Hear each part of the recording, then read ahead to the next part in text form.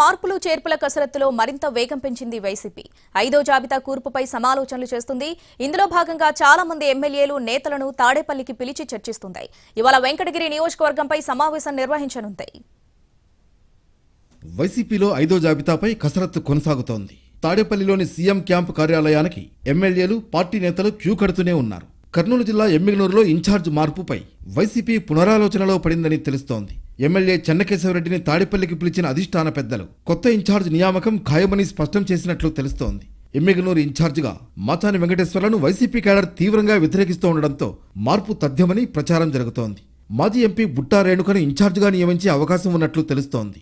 ఇదే విషయమై MLA చెన్నకేశవరెడ్డికి high command వివరించినట్లు సమాచారం. అయితే అందుకు ఆయన ఒప్పుకుంటారా లేదా అన్నది చూడాలి. కర్నూలు టికెట్ తనకే ఇవ్వాలని పట్టుబడుతున్నారు ఎస్వి మోహన్ రెడ్డి. అధిష్టానం నుంచి పిలుపు రావడంతో ఎస్వి మోహన్ రెడ్డి, ఎమ్మెల్యే హఫీజ్ ఖాన్ తాడేపల్లి వెళ్లారు.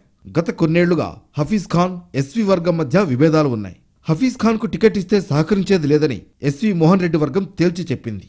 దీంతో ఇన్ఛార్జిను మార్చాలా, హఫీజ్ ఖాన్ ను కొనసాగించి ఎస్వికి నచ్చజెప్పాలా అన్నది అధిష్టానం ఆలోచిస్తోంది. ఇక ఇవాళ వెంకటగిరి నియోజకవర్గ నేతలతో రీజనల్ కోఆర్డినేటర్ విజయసాయిరెడ్డి సమావేశం కానున్నారు. నియోజకవర్గ ఇన్ఛార్జిగా ఉన్న నేదురుమల్లి రామ్కుమార్ రెడ్డి, మరికొందరు ఆశావహులతో ఆయన భేటీ అవుతున్నారు. మొత్తానికి ఇప్పటికే 4 జాబితాల్లో 10 మంది ఎంపీ, 58 మంది ఎమ్మెల్యే నియోజకవర్గాల్లో మార్పులు చేర్పులు చేసింది వైసీపీ. అతి త్వరలో 5వ జాబితాను విడుదల చేసేందుకు సిద్ధమవుతోంది.